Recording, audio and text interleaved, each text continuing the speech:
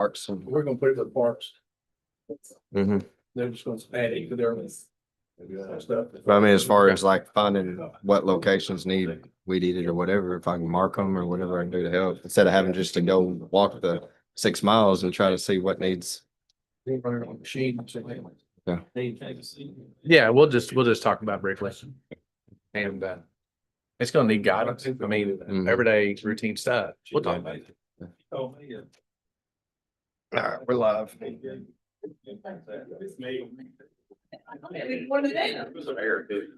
know. I think he was kicking it on. About what? It's up there. Okay, no. Make sure. No. Whether you wanna lead us? We're live. Okay. All right. Glenda, please lead us in the pledge. I pledge allegiance to the flag of the United States of America and to the republic for which it stands, one nation, under God, indivisible, with liberty and justice for all. Okay.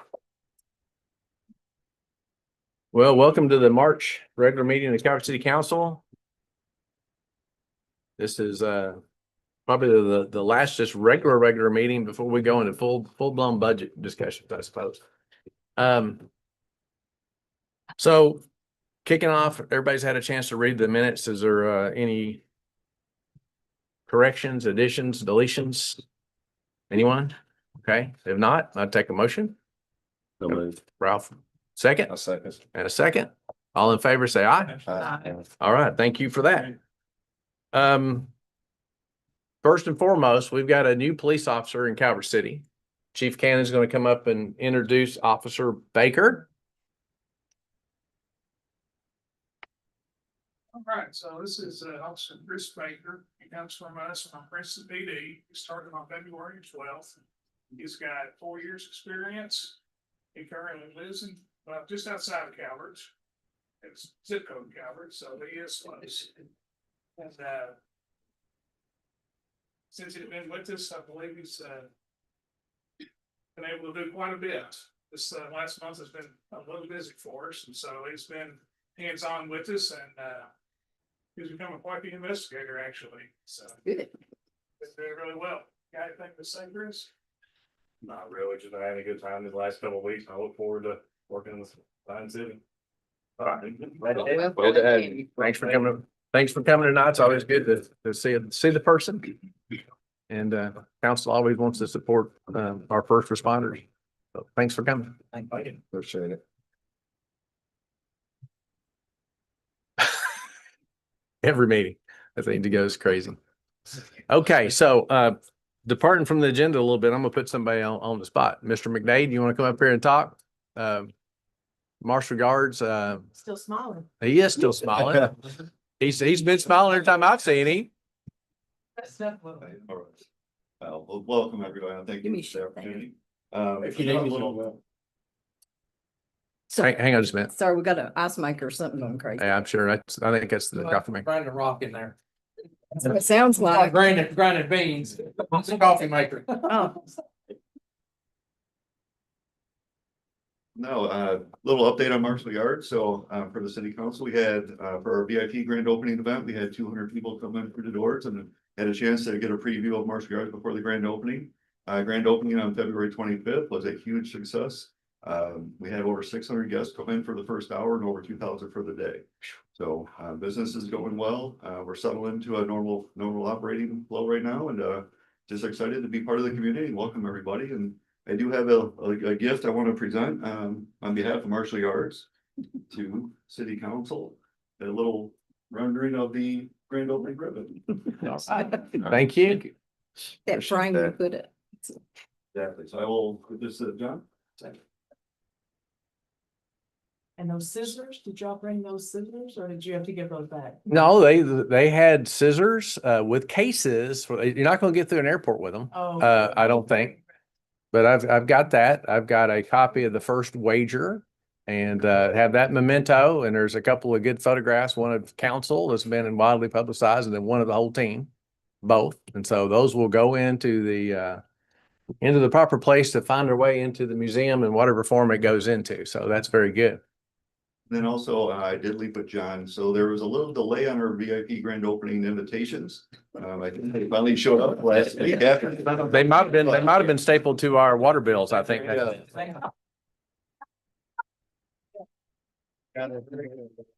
Oh, my gosh. I brought some more over for John, so if anybody would like to commemorate one of those, John has those also. Thank you. And make sure the one goes with the ribbon for Right. Yeah, we'll have it. So thank you for the support. Thank Well, you. welcome aboard and we appreciate your brass coming out to celebrate the opening. And it can't be said enough, this council, when we first introduced it to them, they were very receptive.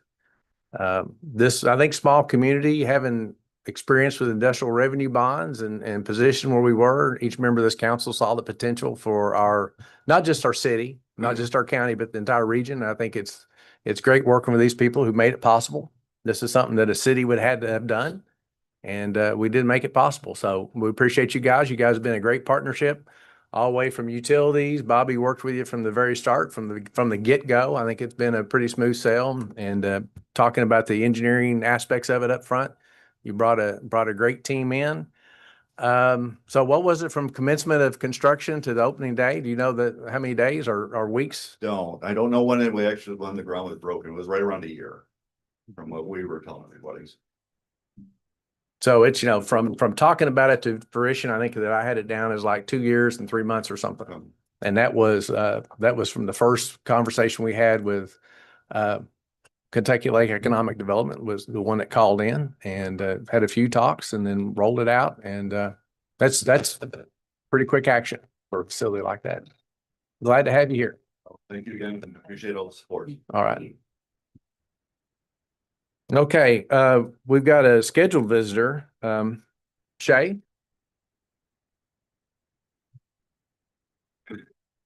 I'm not used to a podium, so the real challenge is gonna be if I can stand still. So thank you so much for inviting me. I'm Jay Glover with the Marshall County Health Department. And I'm going to give a 50,000 foot view of our community health assessment, community health improvement plan. I know Jean said you have read the document. Thank you so much. It was a lot of hard work went into it. I want to start off by saying, even though the health department spearheads this, we do have a core committee there that spearheads this effort. This is a community document. It's not a health department document. It takes the effort of our wonderful, wonderful community partners. And without them, this would not be possible. So I want to make sure I give credit to all of them. We spearhead it, we guide it, but the community partners that we have are the ones that make this possible.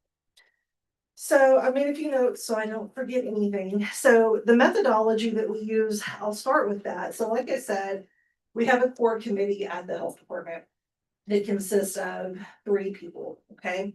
And we are the ones that kind of keep things going, but we need a guide and a roadmap to do that.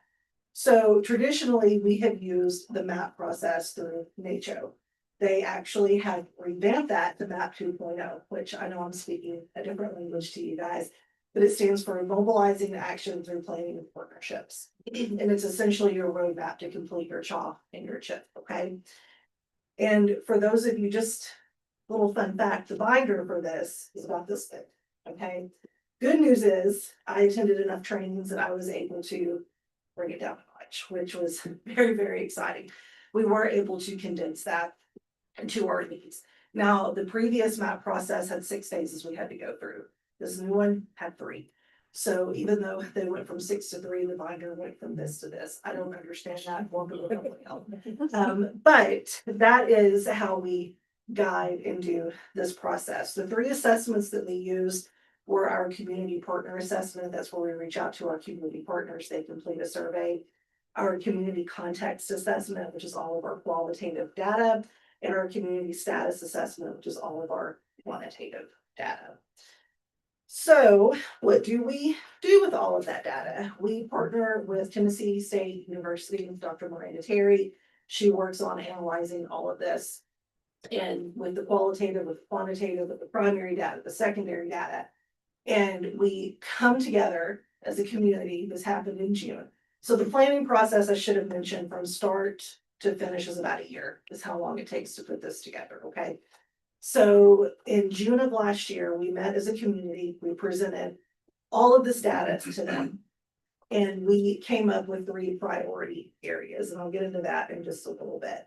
I'm sure those of you who have looked at it have noticed, we have our community status assessment, health behaviors, those we have broken down by zip code, so you can actually look specifically at Calvert zip code. Now, a lot of that came from our community survey, which was directly from your community members. If you want a copy of that survey, I can give that to you directly, and I can filter out just the Calvert City responses if you wanted the raw data on that. I don't mind to do that at all.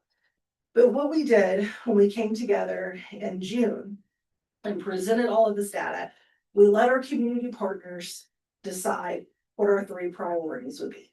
Now, historically, they have been obesity, substance misuse, and mental health, which we all know are 3 huge issues in our community, right? But this year, I wanted to take a different approach to that because we've had the same 3 priority areas for years and years and years. So what do you do when you want to figure out why you get to the root, right? So I wanted to look at root causes for these issues. Why is mental health an issue? Why is obesity an issue? Why is substance misuse an issue? We all know substance misuse is really big in our area. So what we did was we came up with 3 root cause areas to work on for the next 3 years. And I apologize, this just came out this year. I have not memorized all of them yet, so I have to turn and read. Some of them are a little bit long. So what we will do is we have already formed 3 work groups for these priority areas. We will work on these. We have objectives, we have strategies, we have performance measures for these, and we will continue to work on these for the next 3 years. So the first one is family resiliency. Okay. Second one is encouraging education, development, and confidence for personal growth.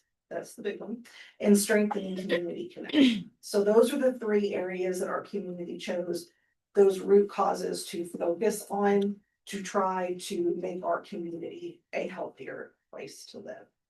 And that's what we will be working on for the next 3 years.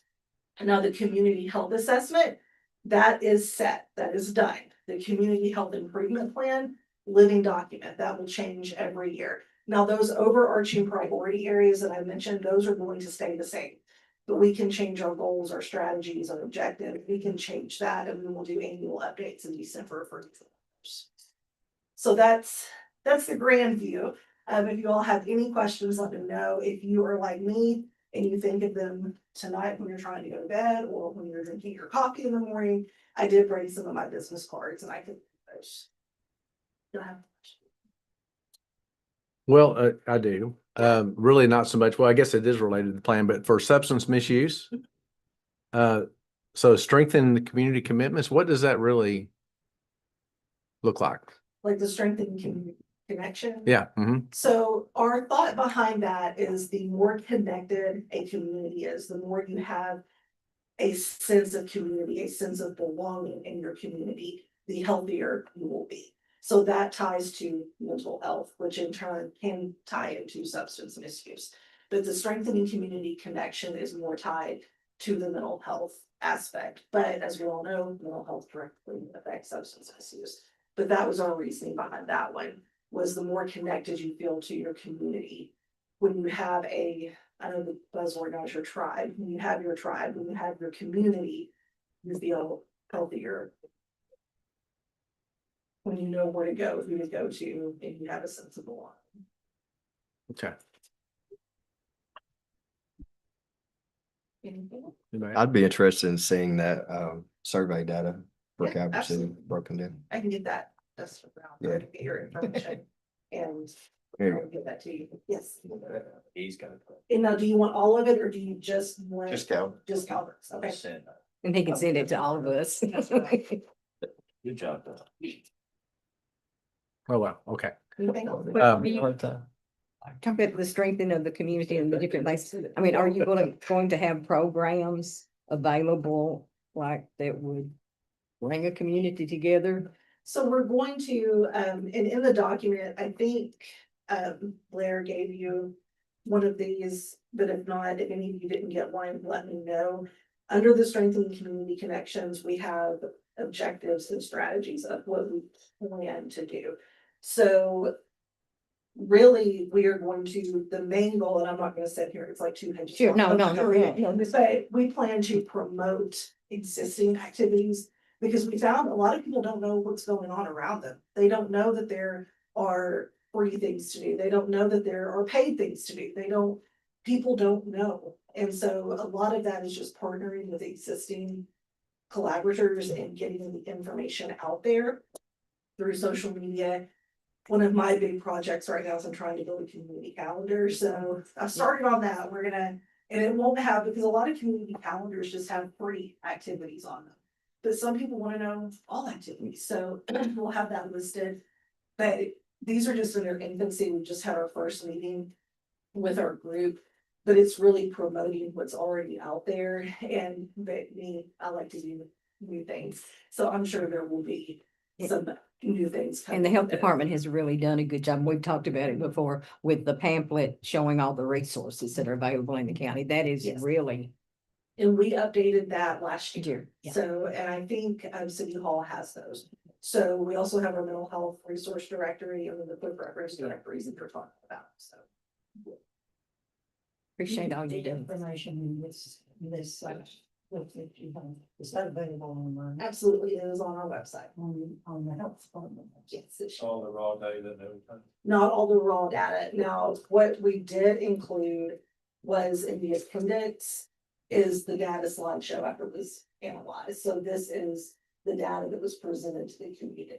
Now, you could request that if you want the survey results, but what we actually have on the website and in this document is the data that was presented to the community.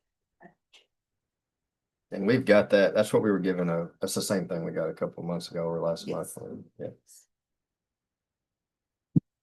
There's a lot there.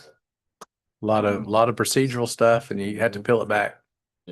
There's a lot of interesting information. We do it every in partnership. We partner with Marshall County Health with you guys, but it's all done through our health coalition and our community partners. They're the ones that make it happen. You'll still have a large committee. We do. I think at our last health coalition meeting, we averaged 35 Times, not in the recent past, but earlier, I've been some of them. Yeah, we've really worked with because COVID hurt us. So we kind of had to rebuild the COVID. COVID hurt everything. It did, but we really successfully rebuilt after that. Okay. Well, thanks for coming, Shay. Thanks. And I will have my business cards, that if you have questions or want to get hold of me, she knows how to get me, so. There's a mistake on the agenda and I didn't know if it mattered or not, but it had us approving the January minutes. I'll change it. So Oh. I didn't do it. I'm on a roll. I was like trying to be very, And I probably said that. you probably said. For the record straight, the February minutes were We're approved. approved. Okay. Okay, the visitors, I guess so. Okay. All right. Generator grant update. It's been a while. The generator was built in, the grant was built in the 22-23 budget. And the budget since that 22-23, 23-24, 24-25, and the current budget is it's in there. Now, our initial idea from Councilwoman Hale, she brought it to us in December of 21 and had done quite a bit of work with Blair, and did quite a bit of work with Attorney Northcutt. And then we had a meeting with First Baptist Church. Pardon me for not having the exact date of that.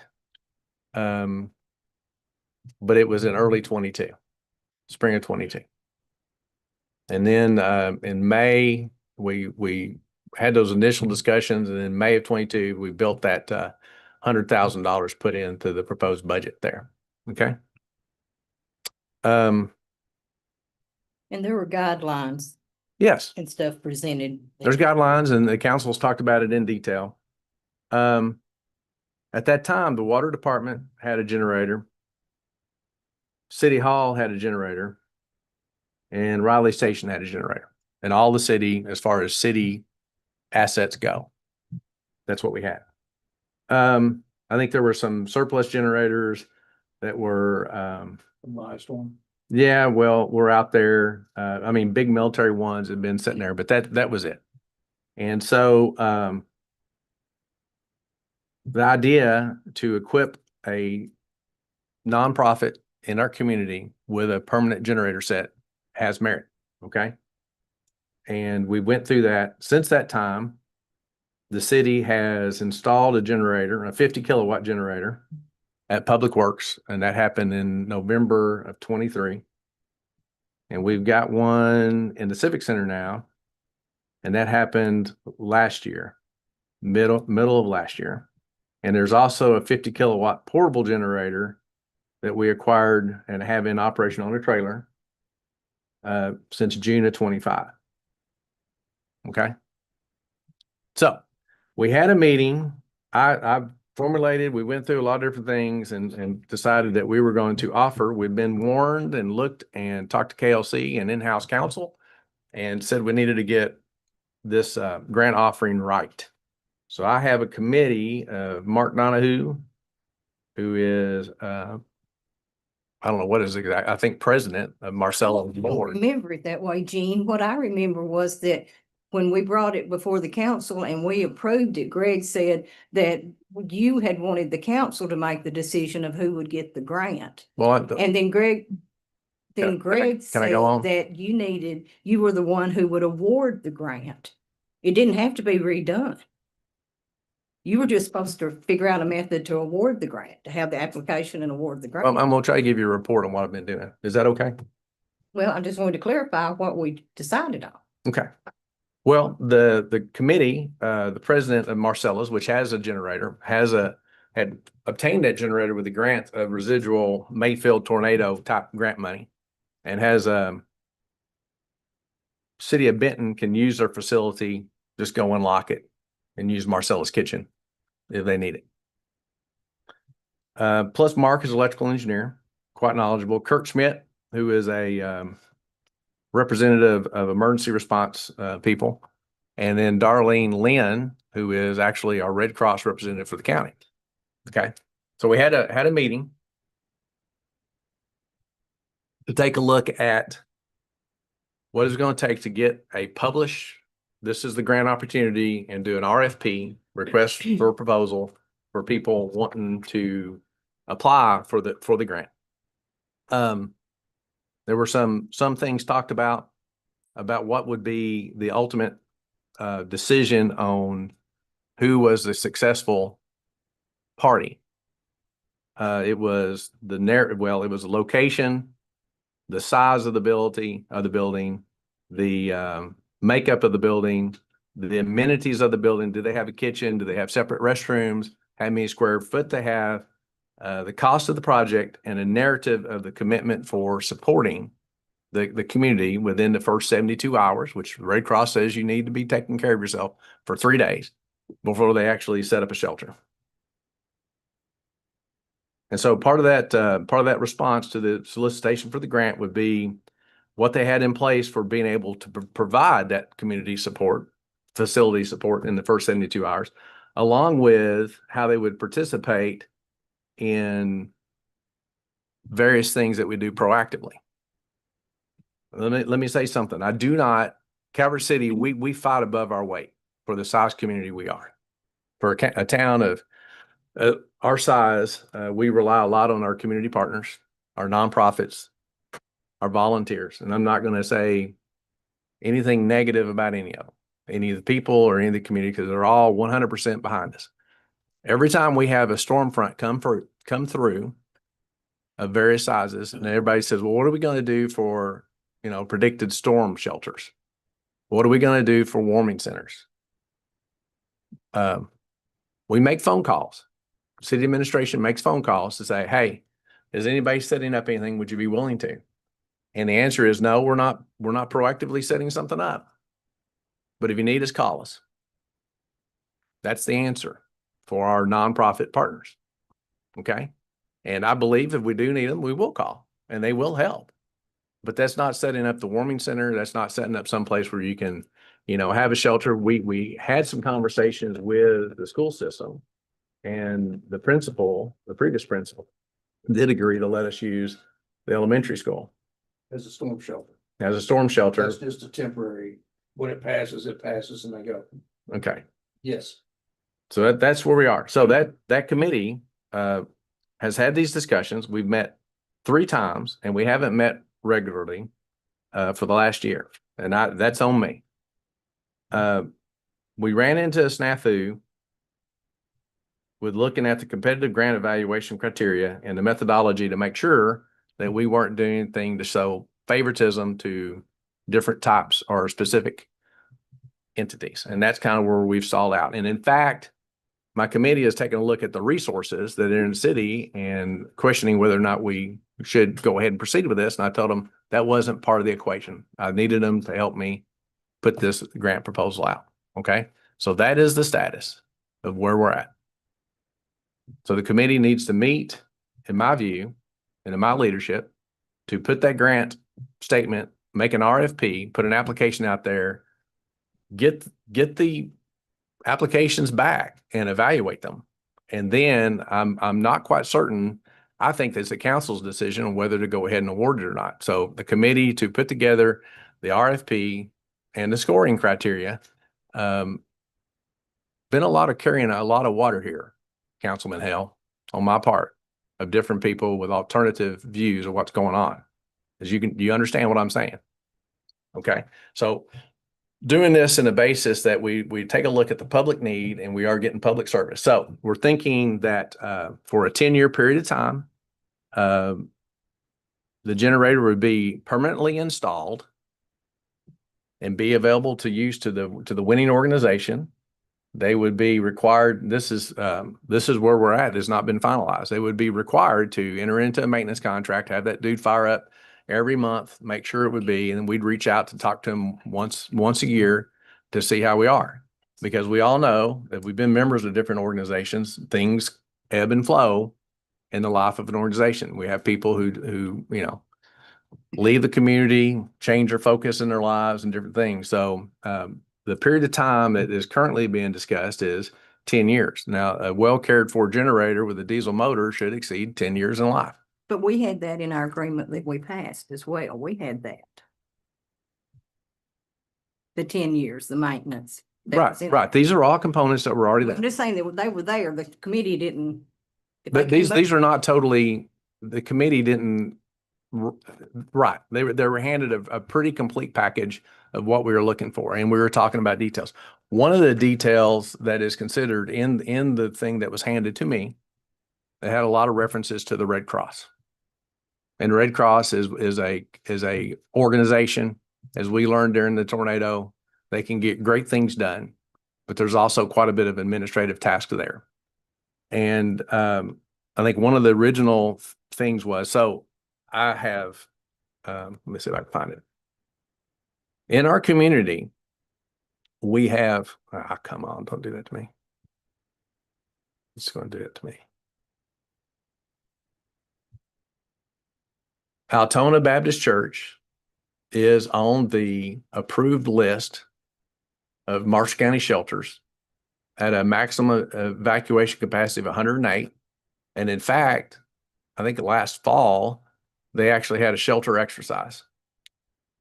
First Baptist Church, when we originally were in discussions with them, we thought that they needed a generator, and they had been an approved shelter since 2019 on the list provided to me by the administration person out of Owensboro, and as it has been updated. And they're at 892 evacuation capacity. Pathway Baptist Church has been an approved shelter since 19 as well, with 360 people. And we also it's hard to count this, but Kentucky Dam, we all know the role Kentucky Dam can play if the stuff really hits the fan. They had them, we had people up there sheltered in for long term up there. So that's a whole new thing. That's not really, I don't think, what we're really looking at. I don't expect, well, if we're going to say nonprofit, they wouldn't be eligible to apply. So that's where we're at. I've talked to my committee members. They're still involved and want to put this request for proposals out there. So coming back to council and getting back with my committee a little bit, saying, hey, we're going to do this. Council has wanted it done for a long time. And so that's where we're at. So there's my report. So some of us were not here during any of this discussion. And so the idea is that this would be a shelter in the event of a major disaster, natural or unnatural, and people are displaced from their home. Well, we had some workshops and we talked about all the natural disasters that your mind can create. Mhm. And all of us can create our own little house of horrors. Even the fact is, like in the summertime, if you had a power outage, you don't want people, Like a major power But- outage. and Right, people but it was displaced. based on basically what we did was based on the Red Cross coming in, because you do need some other kind of organization come in to. And the city doesn't currently have a facility to accommodate that. Well, we've got the Civic Center that has its capabilities. The churches that I named do not, I don't think, have the three nonprofit. They don't have an active generator. We do. The city now has a portable generator, and it's 50 kilowatts. We're talking about a 50 kilowatt generator. 50 kilowatt, if you've got natural gas heat, will be enough to run the facility and enough to take care of things. In the summertime with an air conditioner load, it'd probably be pretty skinny to get much done. Just depends on the nature of the emergency. We have the portable. So, and this is the first Red Cross tells you guys in the first 3 days, you better be taking care of yourself. After 3 days, then you can mobilize some community level help will come in there. Marshall County, there are six shelter. I don't know what they call them officially. There's 6 shelter units that have 100 cots and blankets, administrative signs, and that sort of thing. So when Nita and I and Greg first met, Ray told us they had done exercises with those, similar to what happened last fall with Altona. So that is where you learn what the layout of the trailer is. They're brand new, never used cots is what Marshall County currently has, and they're spotted in Benton. And Darlene is the sole. Well, that's not true. She's not got many people on staff, but they can move that trailer to places that are selected. Now, if you have the type of emergency, whatever you can imagine, that knocked out your power, then these facilities don't have power. Okay. So the city does have a portable generator now. Okay.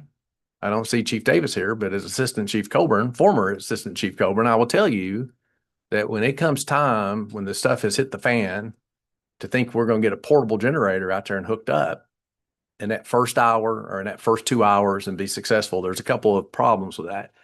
There may be several months, a couple of years that transpired since you originally pre-hooked or pre-configured, finding the right cords. What has that building done as far as changes to what you've done? And if you don't go out there and regularly try it, I think the idea of getting a portable generator in play after 72 hours is very good to have that resource here.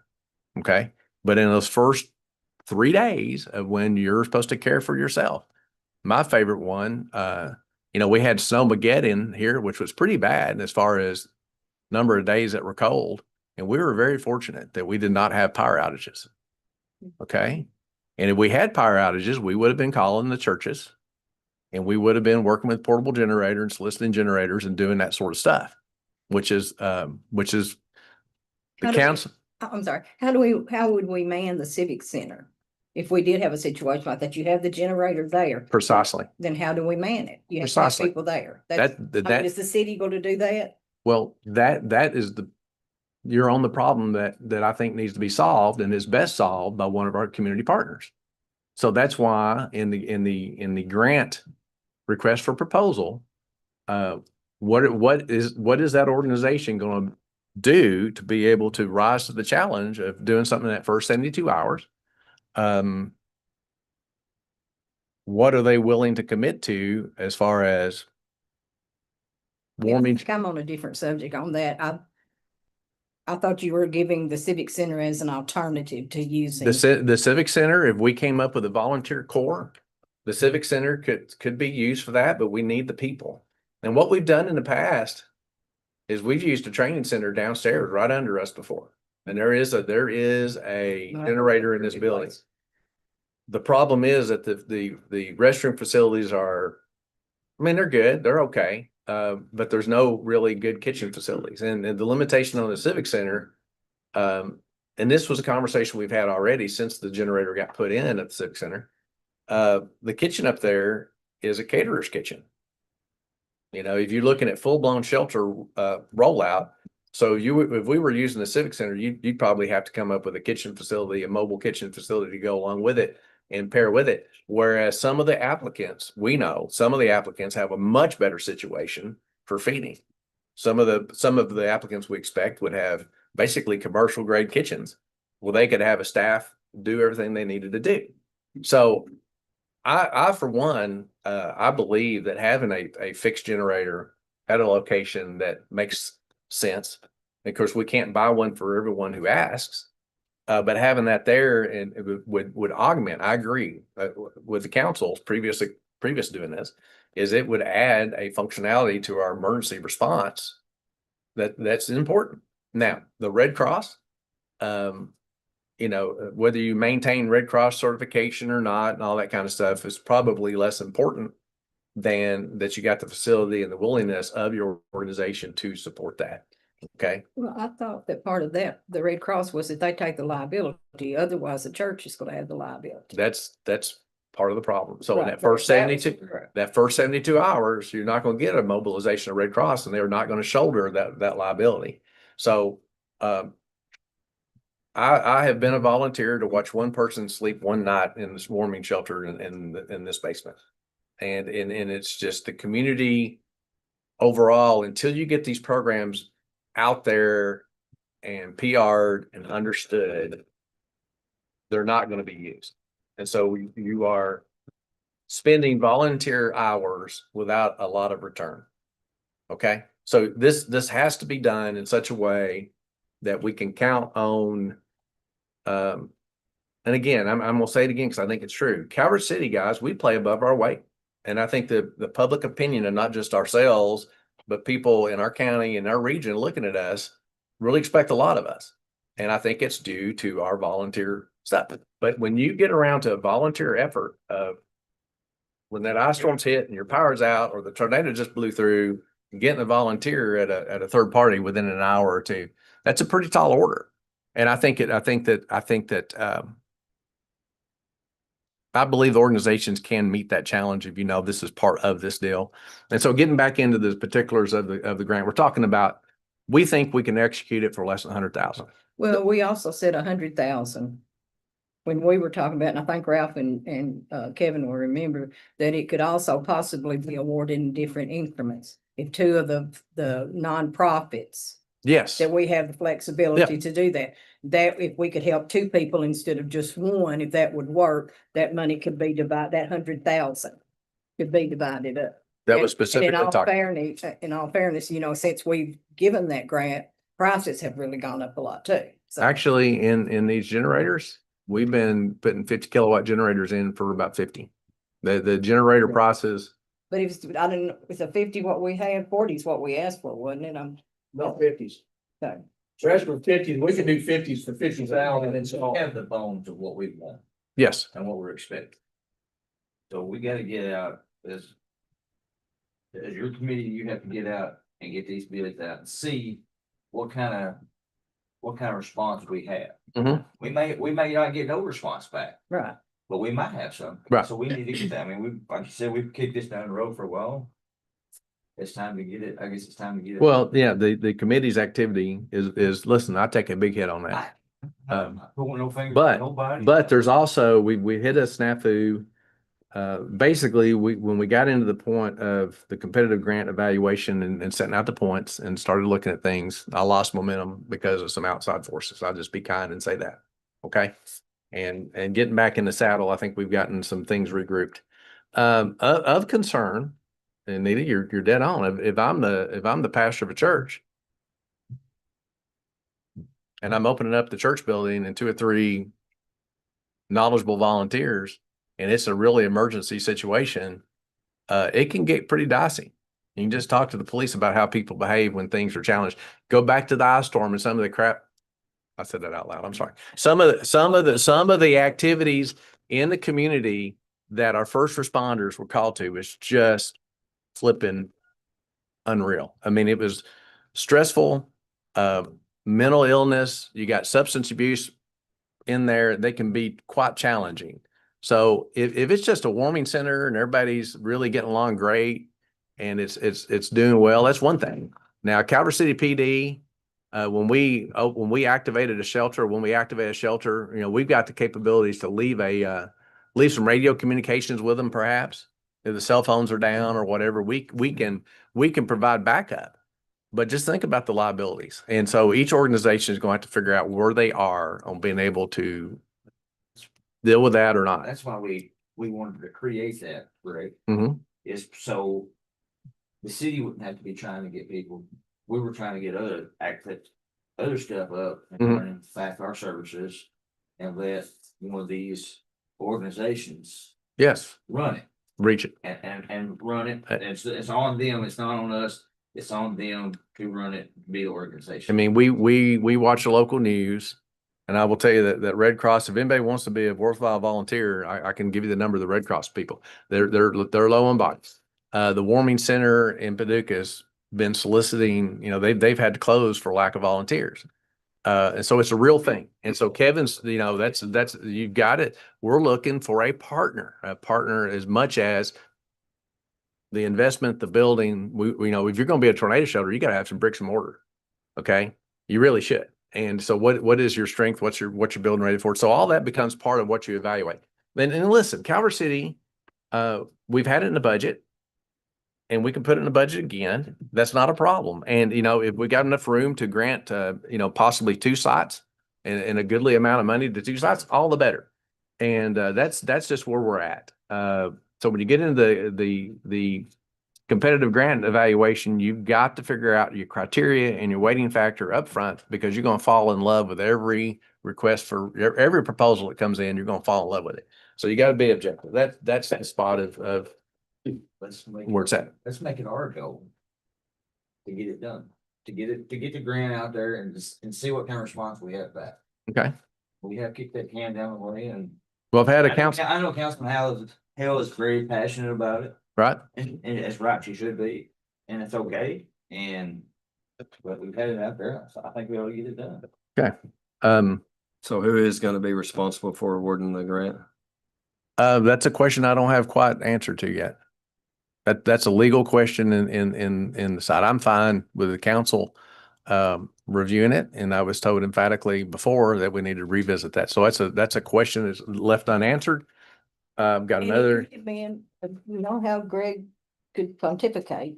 It could have been that maybe he made you sign off on it, that you have to sign the check, which we'd all know anyway, you know. Well, that's true. I think my viewpoint, unless somebody tells me it's not allowed, my viewpoint is that the committee looks at the grants, makes a recommendation to council evaluates it, and you have to approve it before we spend some money on everything this big anyway. That's as per normal. Okay.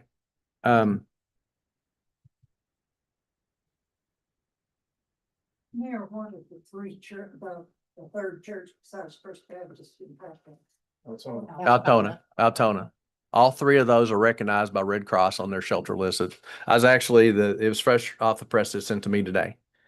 I just wanted to check the number you gave on the First Baptist, 892 people. That's a little high. Well, that's what's on that. Hang on a minute. Let me check that list again, make sure I'm not misspeak. Well, they've got a gym, they've got a big activities building, they've got That's true. sanctuary, and they've got a basement down. all of that?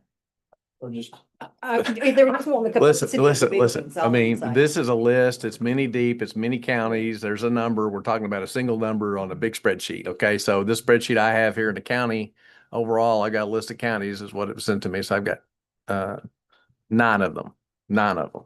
And 3 of them are in Calvert, and First Baptist has a number 892, which I'm not quite sure about. That's just what's on this list. I'd be hard pressed to understand. And that was dated 2019.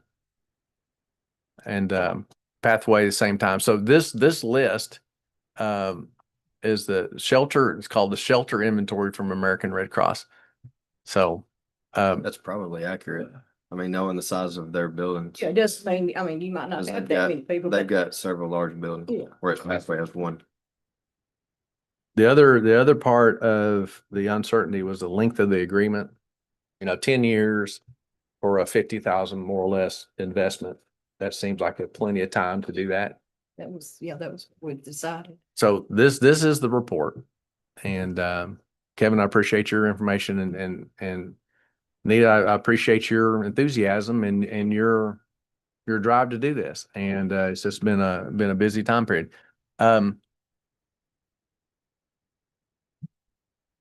So Well, thank you for bringing this up today. well, there we have it. And if you have any other questions, we can look at it. But the first thing, and Glenda put the information together for me on timing, and I've got to tell you right up front, I looked at the length of time that this has been and the amount of work it's been done.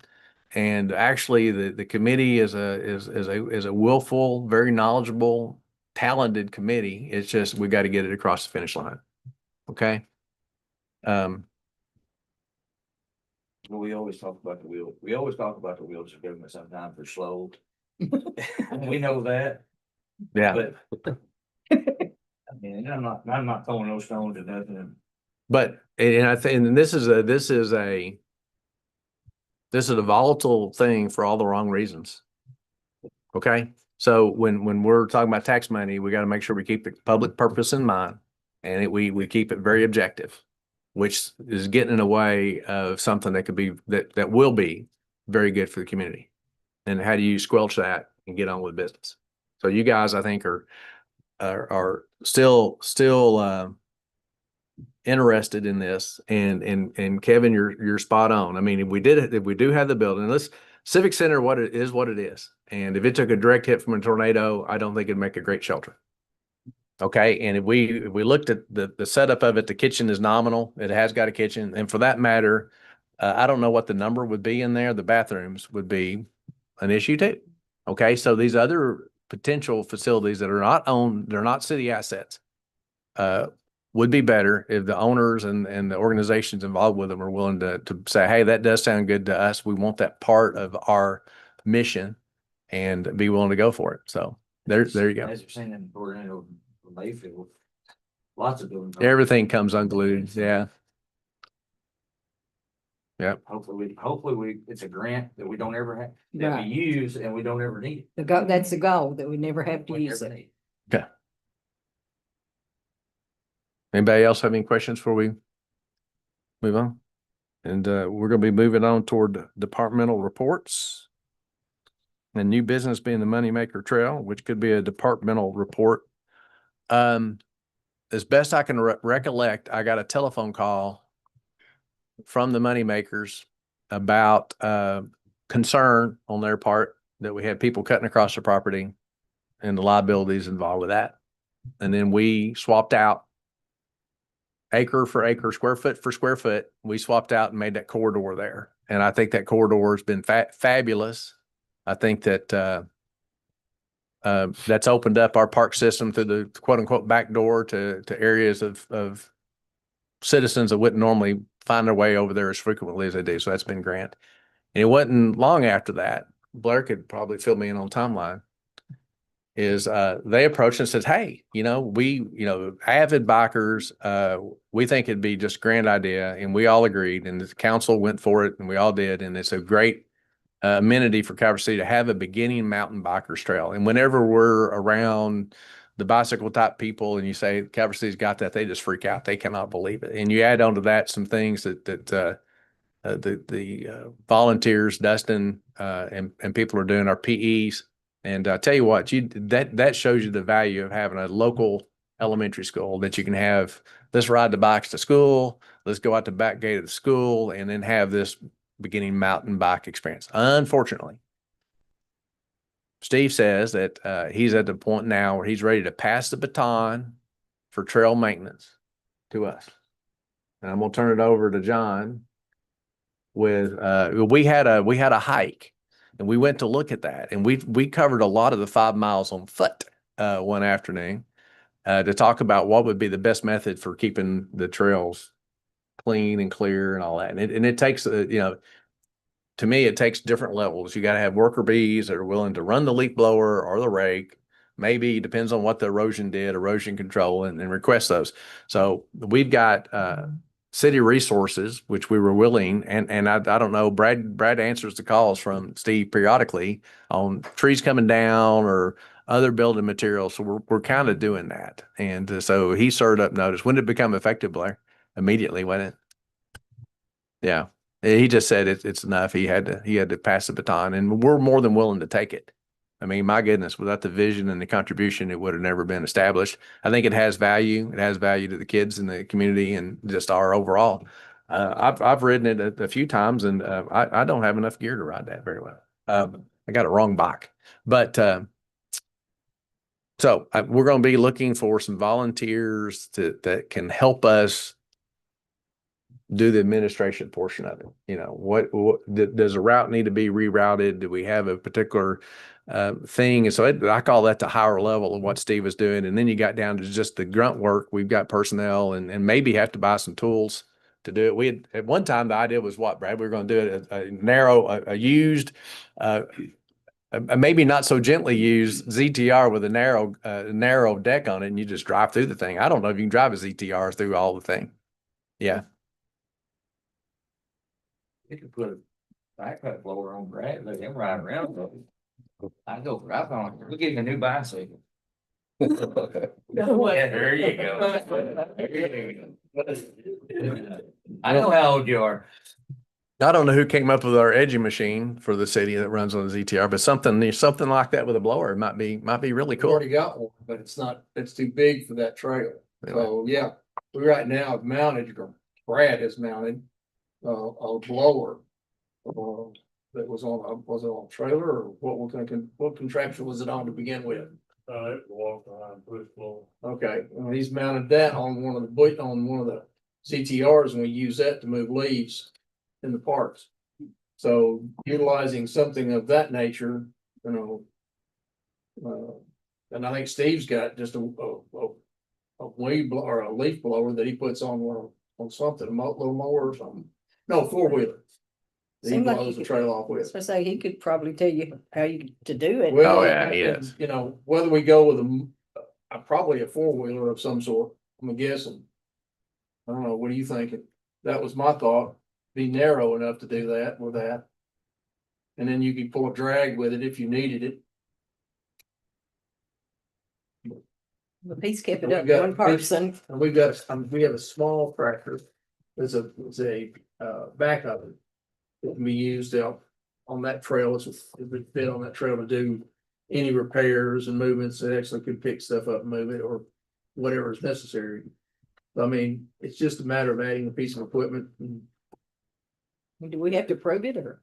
Mhm. We don't have to. No, no, approve no. it. That's just news. He was just giving us the update. and Just telling us, news you can use. This to take over upkeep. I wanted to also recognize, I won't say Steve, but the moneymakers in general, of having that vision and doing that. That's one of the reasons that I had it on the agenda as a standalone item. And also recognition that, we can maintain it, but it takes somebody who's bike oriented to really go through it and say, hey, you know what this needs next, and really bring it to our attention. We need somebody at that level too. Well, and Steve's also been, I'm not a bike rider, but Steve's also been so good about putting updates and stuff on Facebook Oh, yeah. about the trail when you couldn't use it, when you could use it and everything. I mean, they deserve a lot of credit. Yes, he's doing what he can to get people out there. Thought we already were maintaining it. He was just helping along the way. Well, that's what the five, It too, that's what the 5 mile hike was about. Okay. And so if there's a tree down, he's not on the chainsaw, we're on the chainsaw.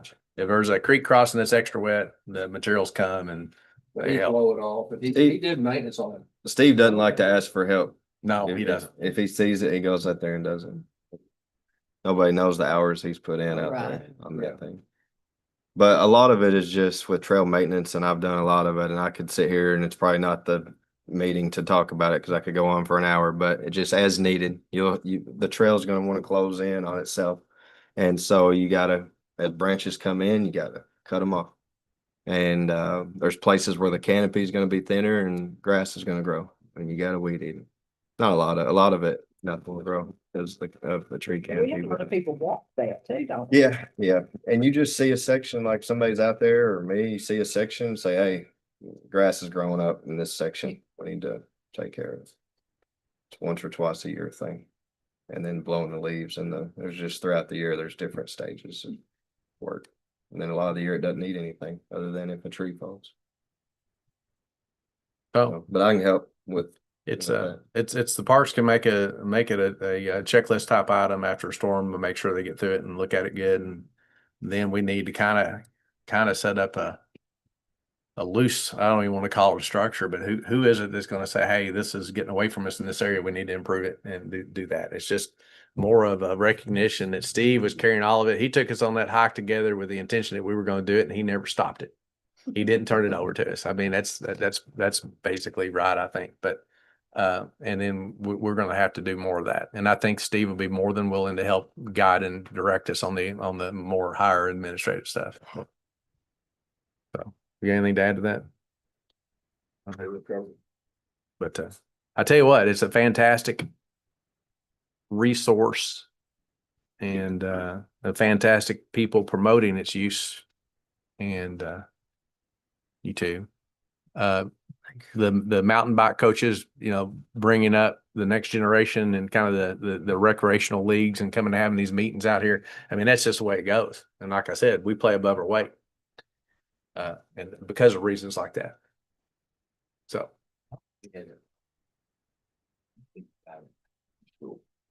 Oh gosh, I don't know. It's Yeah, that's. yeah.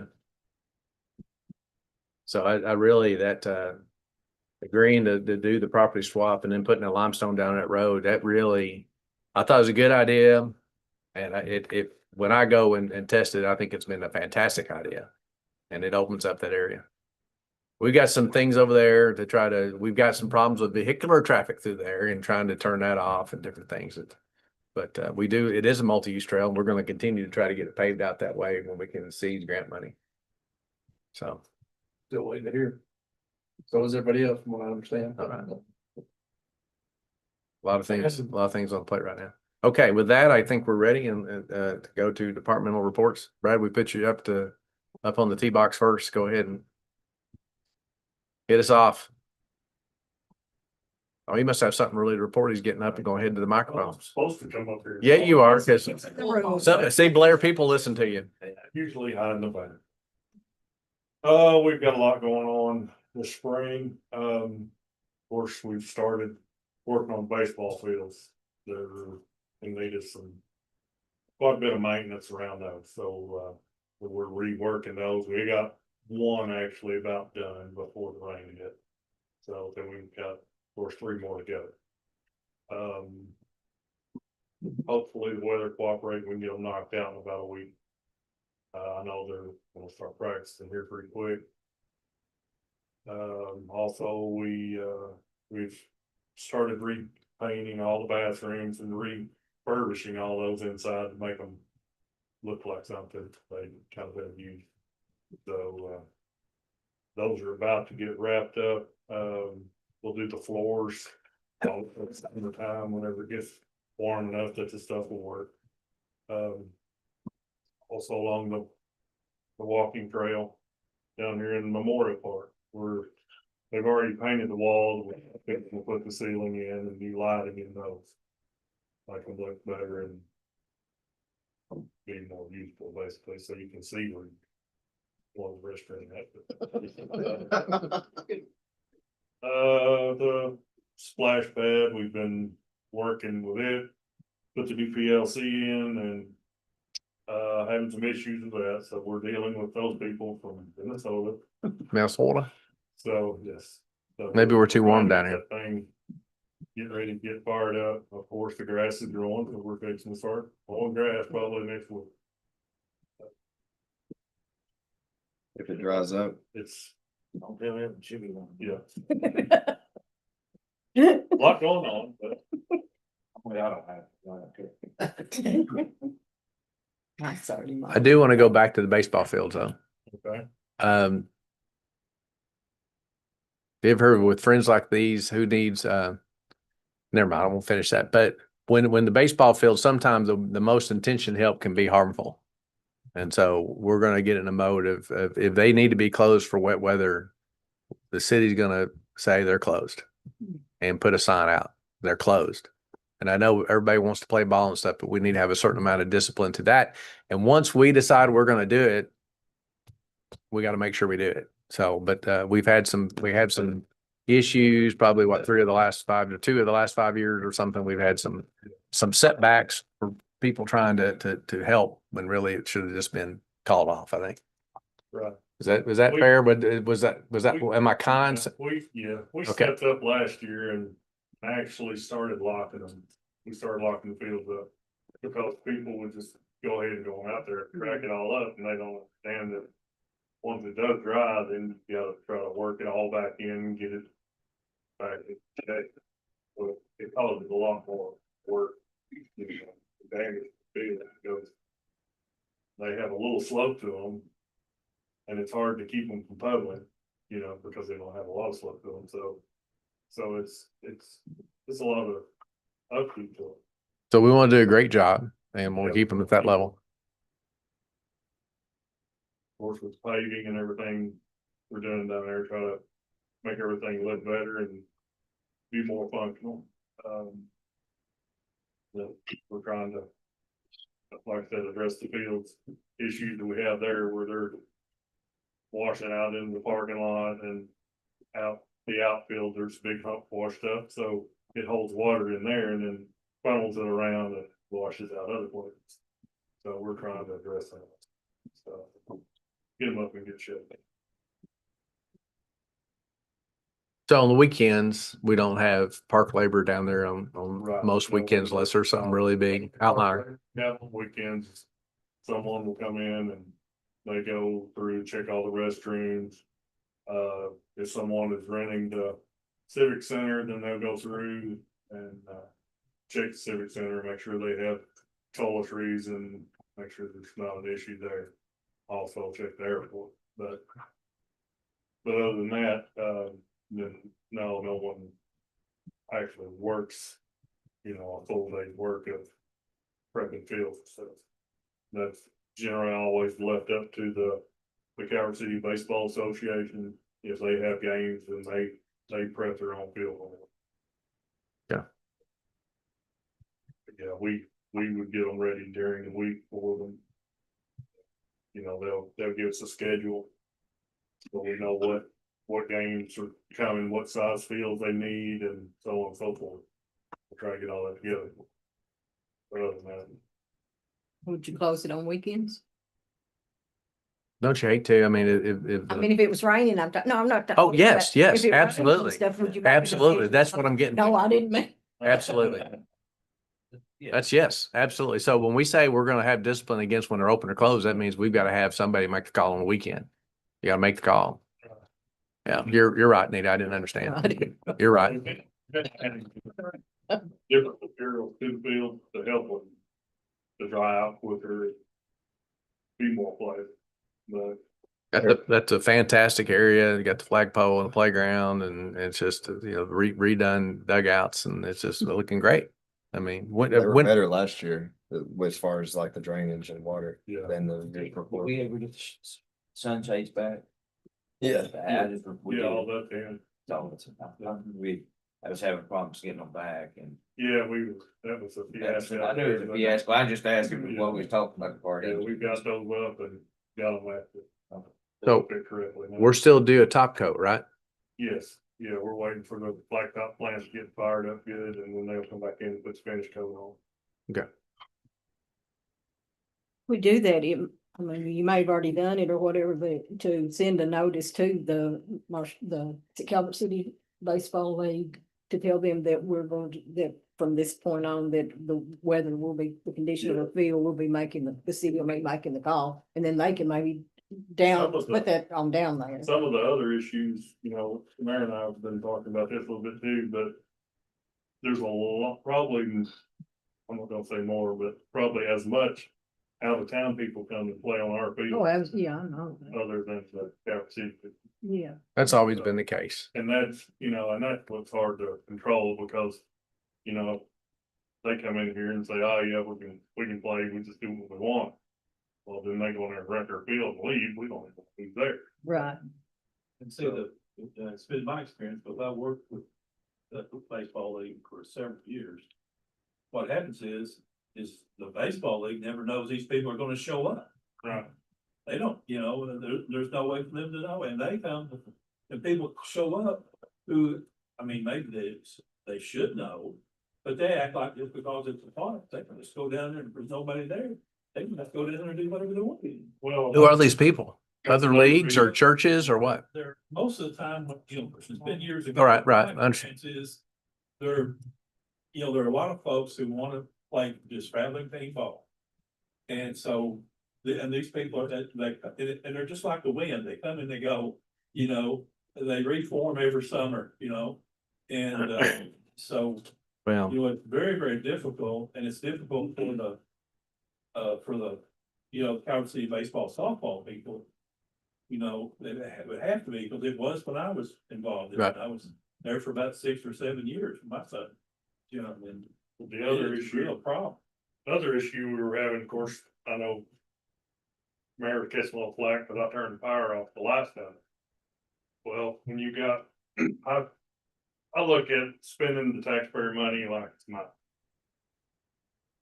If I see one dad and one kid go down there and flip on every light, Right. then that's wasteful spending. It is. And then most of the time they leave them on and go home, and then I see them the next morning when I come in.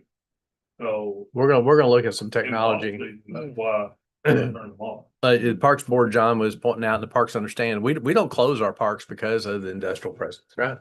So there is some technology, we can just give it a gentle nudge and turn all the lights at 11 o'clock. If you end up in the dark out there, or 10 o'clock, you gotta go turn them on again. So there are some things we can do. Then, and I'm not talking about the timer on the hot tub type thing. I'm talking about, it's gonna go through, it says 11 o'clock, we're not closing, but we're gonna turn off all the lights somewhere. And we've got the motion detector lights up here in the new LED light sets. There's money in the budget, or going to be part of the budget of getting the rest of the LED swap over done at the baseball fields. And I guess I didn't understand the expense of that until some of this other conversation came up. They're not cheap, those LEDs. Well, they're not cheap, but I tell you what, the power consumption long-term is just crazy. Whatever technology we need to get them to where we can leave them on, the power on, I think we need to do that. Because we don't need those fields just sitting there with people. There you go again in the winter time, whenever the ground's not dry enough to do it. You know, they don't care. Mhm. They'll go down there and have a hate up. So you turn the lights off at 5 o'clock, but well, you don't turn the lights on and get dark at 5 o'clock, and then keep some of the mess out there. I was gonna try not to do it, but I'll get on the soapbox again. I'm old enough guy, we remember the dad up the street being the baseball coach, and that can still be okay for certain levels. But if you want your kiddos, sons and daughters to excel, when we put out parks equipment for our citizens and the ones that come in here that maybe not be in our zip code, although they pay other things and do business here, you've got to have facilities that you can have higher end facilities. There's going to have to be places that for pay coaches and for traveling teams. If you don't have those sorts of things, you're not going to be competitive. You're just not. So we've got to strike that balance between. I think when we're in here in this room, we always think about, or not, maybe I'm just the only one guilty, but think about, just a bunch of dads or moms doing that kind of stuff and that's not necessarily what we got to be ready for. And then the same thing is true for soccer. You're traveling soccer teams and different things. And then just the amenity of being a cool place to hang out. We want that as well. But we don't want it at the expense of proper care and feeding of the facility. So it's tough. It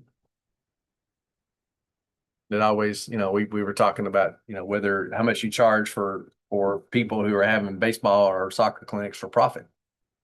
Well, why should we spend tax money so you can have that for-profit effort? Well, we want them to be there so our kids can get higher level training, right? So it's a balance. You got anything else? Any ditches cleaned out or? No?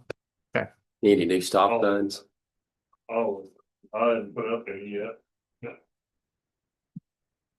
Waiting on y'all orders. For the three-way?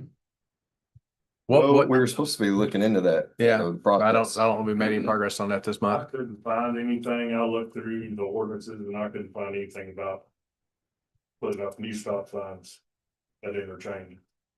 Only thing as far as the study goes with changing the speed on the roadway, that if you were wanting to speed it up. Now, I know we slowed it down on the other side of Oak Park there on Fifth Avenue. I mean, I think y'all may have done an ordinance on it, but as far as the stop sign, I couldn't find anything stating that we had to change anything. If you want to put a stop sign there, we can put a stop sign there. Well, I mean, are we still having issues there? Since they started writing tickets? I don't know. Jeremy would probably be the one to ask. Mike, He lives there. Yeah, our intel's missing and they're still speeding, so. they're still speeding. People are still speeding every day. Now we can add running stop sign to it at the same time. When I talked to Officer Baker, I asked him what he liked. He said he liked writing speeding tickets. So he told me, and I'm like, this may not be the guy for Calvert. But he said he likes writing speed tickets. In there because I'm sure. I think we would need to get a little bit of community feedback in that area before Well, going too much further on it. maybe, but the feedback that we had like from before, we need to go through there and that list there's a lot of people passed away that's on that list and. Yeah, and that was about closing it all. That was about closing. you had Sign we. 40 people on the Yeah. other side of that not wanting to close it. Yeah, I like just the stop sign, if it doesn't work, get a lot of complaints, we could, but if it, Cause there's already the stop sign from Riley and we're just talking about two on Colorado. Yeah. right? Talking about the north-south travel. yeah. Yeah. I mean, that's just sort of our decision. I think so. Yeah. Well, I tell you, you go to changing things and a lot of times people don't care, Yeah. but if you don't ask them, then they care. If they don't feel like they're involved and Well, I mean, put something right. would you stop and start there though? I'm just talking about, just the street, that area. Cause, Not- on that list, that survey, like Shirley Pace was on it and she lived at the far end of Riley. There on 62, that she probably didn't even go there. Well, that was an You know. individual that was going and getting signatures and they went out as far as they could to get as many signatures as they could. Or anybody that they thought might use that road. I But guess. it's like, just saying, when they changed Old Park from 55 to 45, they didn't even contact the city. They did. They didn't contact me. Contact me. Exactly, you're probably a little bitter about it. You dang right. Yeah. I'm gonna be the one that gets the ticket there. Well, it's just the way I would want to do things. If I was in the direct vicinity of that, I would at least want to be made aware of the reasoning or asked about it. And then it's up to us whether or not.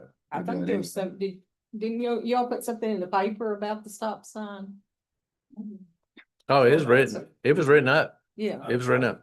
I have an employee that I had to wait till the last minute to put that story in the paper because I was gonna hear about it, so. I bet. All right. We won't mention names or anything. No, Okay. yes, it was in the paper. I mean, if y'all think we ought to ask people, I mean, you may be sitting on. Well, on I know that that sort of very thing, well. part of the problem is people who do not live in the city, people who are passing Yeah, through that's- the yeah, that's- nether regions who are not necessarily, they're not property owners on that street. Exactly. I want to be able to get through there as fast as I can, take my shortcut. And if you change it on me and I got to stop, and then Lord forbid I get a citation because I slowed and go or didn't stop at all, ain't nobody gonna be happy with that. But so how would we do a survey and how would you do that? So I don't know how we really solicit feedback. I mean, we had an article in the paper. We could do any kind of solicitation plan that we wanted to If you do. have to have a- I know how I'd do it. I'd walk down there and knock on their door. There you go. You're hired. Hey, don't tempt me with the good There time. you go. Life you got. These are the mountain bike trail cleaner and That's right. door to A door. lot of work. out of it. Man, live. Yeah, a lot of work. out of it. Dustin, you got a target on your back tonight. I think this crowd's. You got a basket of brushes you take with you, dude. This is tough, man. I want to start writing down my chore list. I got some techniques to try to help you manage it, although. Go sit down. All right, go sit down. Sit down. Sorry. What about if you put a notice in the paper that we're gonna put a stop sign there, that if, you know, you have this long to send a written letter of complaint if you're against it, and there should be a block there. I mean, does Just do that it. work, or, You you know what, wanna do a public notice? I guess, yeah, that's what I'm saying, We but, just do a public notice, such like we do any other public hearing, just say, listen, you have X number of days. yeah, The consideration How about that, is to Dustin? put a three-way stop in at that location. And anyone that might have comment, this is the comment period we'll be receiving. How about that? we So- thought that's the. Don't put my number in. We're gonna put your cell number. We're gonna put your cell number, your email. Does that get into the newspaper and Facebook and all? Yeah, so we do that, it'll be in the newspaper and on Facebook, and we gotta figure out.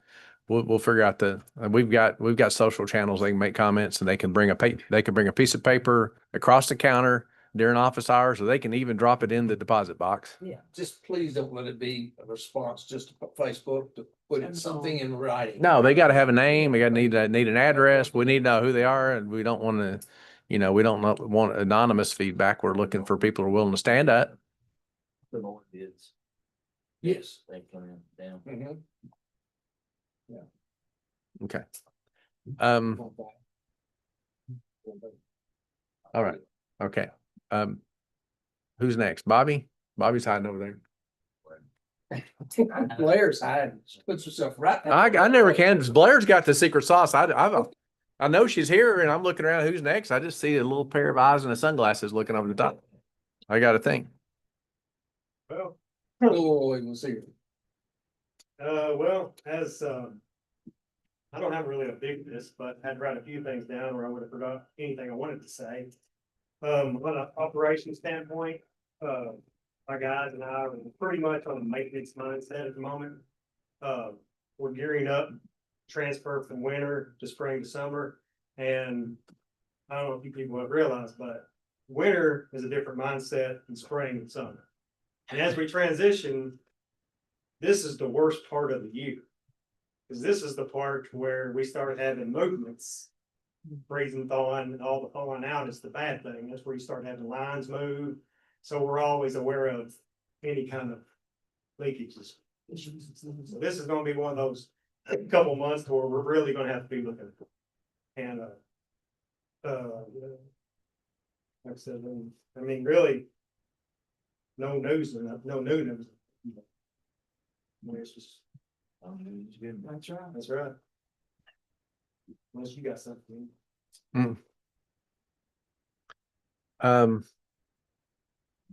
We've got engineering activity underway. We've approved to move forward with relocating stuff around Marshall yards out around where they're going to make some modifications to the roadway.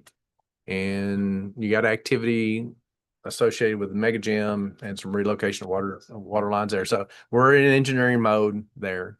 What's going on at the entrance of Ford Square? There was, They're That is fiber- a fiber optics Fibre. and they, well, they're getting all their stuff together. okay. They had it was an oversight, but they're moving to correct that. Who is it? Who is it? Hmm? Who? This is AT&T's moving their fiber optics line. The transfer line that goes to Paducah. They're taking it off of 62 and moving it up Ford Square and back around where they're doing the roundabout. So it's moving their infrastructure around kind of like what we're gonna. Yeah. Yeah. So a lot of work. Is that the first actual work being done with the roundabout in consideration there? No, I actually Preparation. think we started that some time ago, but. Yeah, I mean, we haven't done the digging. of it, but, Yeah, yeah, Dude, that's the first that- digging, you're right. that's To the my, first to digging. my knowledge, we haven't gone public with the fact there's going to be a roundabout. The transportation cabinet has not made that announcement. There have been certain notices, there's a certain amount of engineering going on and relocation and money's being spent to engineer that. But there's not been a formal announcement made. I've seen some representations of it, but I've never seen, boom, here it is. I'm not speaking out of turn, am I? I haven't seen it. Well, I mean, when they contacted us to get their permits, that's what they said, they're moving them at the request of the state. For that They had some project. renderings of it at one time, but Well, there's some renderings. There was 3 or 4 different options. There was different stuff going on. Here, Civic Center. So there has been, when Marshall Guards was getting started, there was, we hosted an event up here where we had the transportation cabinet, had Marshall Guards team here and the different people, made sure everybody had each other's phone numbers during Marshall's time and considerations there, and talking about where the right of way ends. Of my concern, I'm a broken record on this, is the easement roads. You know, these little side roads that are private, that we have a lot of traffic on. People can, tear up potholes. Who's maintaining this? Looks like crap. It's your fault. It's my fault. That's fine, but I don't want people getting hurt in traffic accidents around those things. So we've got several of those, and out there in front of Marshall Guards and between those hotels, we got a private road that goes out through there. So there's been some discussions on where that starts and stops and different things. But no, I keep expecting an announcement to be made of what's happening there. And some of the landowners, I think, if they're not in total procurement, but I think they probably have made some notice to some people. So it's not my story to tell, and I probably said too much already, but there's work going on, and there's plans being that are there with dimensions and stuff. So trying to think anything else. Nope. Well, good job keeping everything going. During the cold weather and snowmageddon, Brad. It's been long enough that I didn't really mention you, but I know that I saw some snow blades down on some state highways, and I'm proud to see that. So I think the citizens and people appreciate that. Did good. Okay. Who's next, departmental wise? Dan, you got anything to add to the utilities?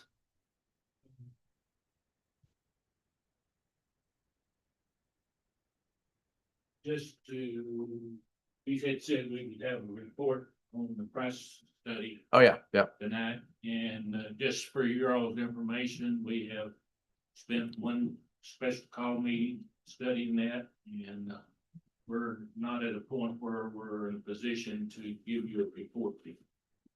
So we're trying to extract data. Get data.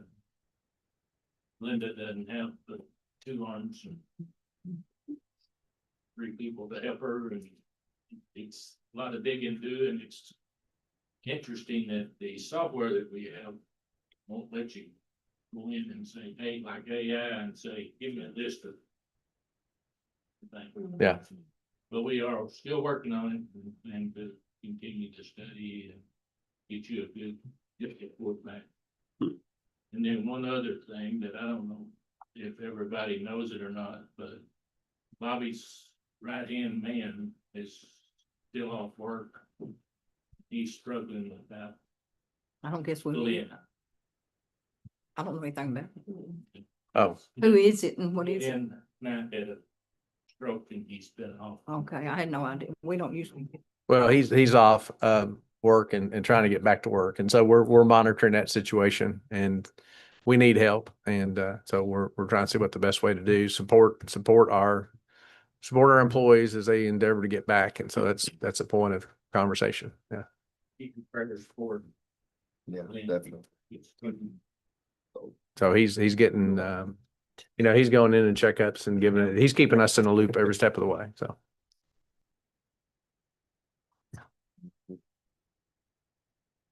Okay. Chief?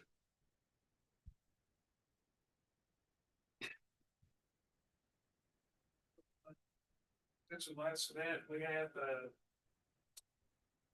was able to make it to the soft meeting of, or soft opening of Marshall Yards, which is nice, but, John and I was unable to make it to the, grand opening, in Frankfurt for the KLC City Day, City Night.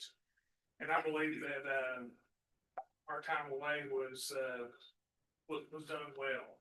We were able to, attend, some certain meetings that could possibly benefit Calvert City. We met with, some representatives and senators, and was able to represent our city and possibly get some assistance, hopefully in the future for some stuff as well. So that was a really good trip. It's one of my favorite ones that I like to go on.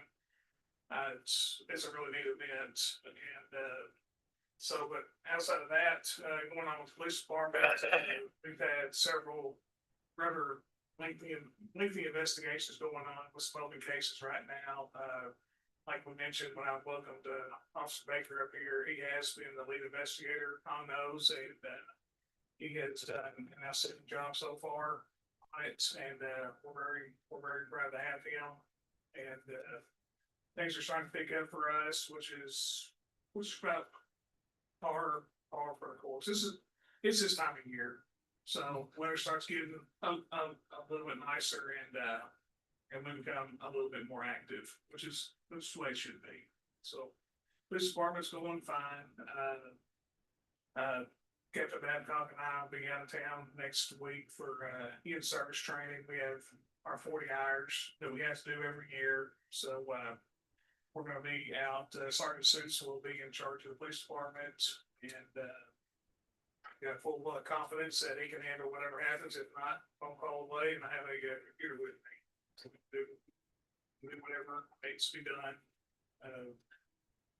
Just want to say that I appreciate the opportunity to serve and stuff, and it's support from the council, like you guys said, makes it worthwhile being able to serve the city. So I want to say thank you for that. So, you guys have any questions? I'm available.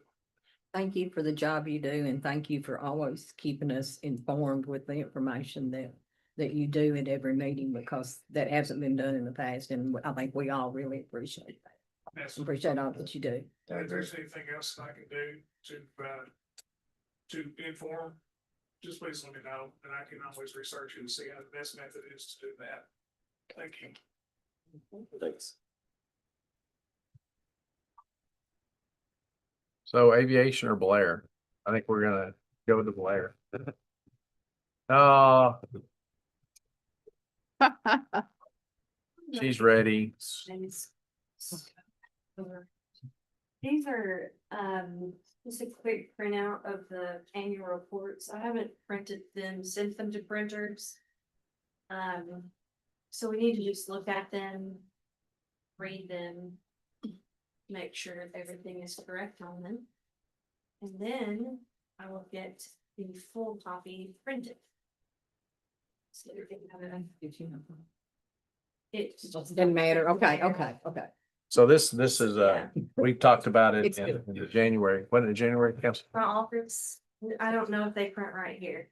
Okay. So- No, I It's until just information. I get purposes over only. here, yeah. So they're printed upside down. So what was presented at last month? Yeah. No, I think it was January. January, yeah. Yeah. Okay. So this weekend we had a really good turnout for the Coffee and Chocolate Festival. I think we had around 2,000 people come through.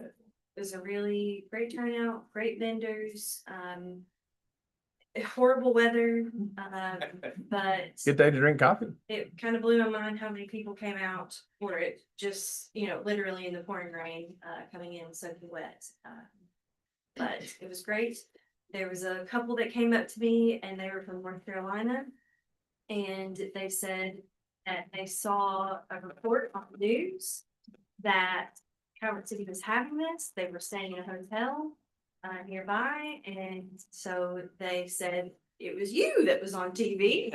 I saw you. And we decided we wanted to come. So that was kind of cool. Here, New York, North Carolina, folks saw it. They came by, they really enjoyed it. They had bags full of goodies and they were sent on their way. So that was good. What's coming up? This Thursday, we have a glass fusion class. We're partnering with Funky Monkey Pottery, and they are doing a class for us. You literally take glass and you piece it together into a nightlight or a 6-inch window thing. Like your focus. Yeah. You piece it together and then she takes it and she fires it in the kiln. So I'm excited about that. I think we have like 12 people signed up for it, but there's enough room for 25. So What's the charge? it's $25. So it's Thursday. yeah, this Thursday at the city. So you can register online. There you go. You're gonna be out of town. Next week. Oh, that's right. Wait. So then after that, we have on April the 4th, I think, we have, so the elementary school has painted 300 wooden Easter eggs. And me, and maybe Garrett, if I can talk him into it, are gonna get up really early and hide those eggs, in Doctor's Park. So everybody can find them bright and early. There is no order to it. As soon as the sun is up, they are free for all. You come and get preferably one per family would be nice, or one per child would be nice. Just so that everybody gets one, but I do not know what the eggs are gonna look like. I can't wait to see them. I'm sure they're gonna be great. They're gonna be numbered. And the guys know to not mow during that time, or well, to be on a Saturday, but hopefully it'll be all right. We're gonna find them all. Yeah. Don't worry, Brad. They'll all be found. Yeah, that's right. Last year we did it and they were gone within 20 minutes, so I imagine it'll be similar, so. I know somebody's lining up at the start. Apparently. While you guys were celebrating with Marshall Yards at the VIP event, I was in Chattanooga with the Tennessee River Line. We received a recreational award for outstanding river animation. And then also Kim Hagan, she received an award for the Extra Mile Award. Very well deserved, because she has had multiple kayaking events there at Kentucky Village. I was happy to have her there, and her husband, Bill, who apparently traps sometimes. Didn't know that. And then Scott was there too from the state park. So we had a good turnout for Calvert City. It represented well. It was a really great conference. And there's a lot of great things happening at the Tennessee River Line. So always happy to be a part of that. I think that's all I have. And Kites Over Calvert will be coming up too. So that first weekend in May. But I'll see you guys again later. Good night. Thanks. Thanks, Blair. Good job on the news. I saw you go.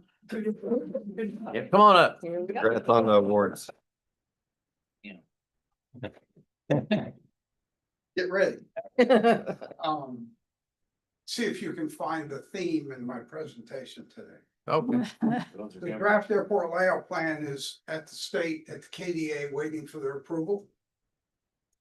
The precision approach path indicator lights design is at the state, waiting. The T-hanger facility approach design is at the state, waiting their approval.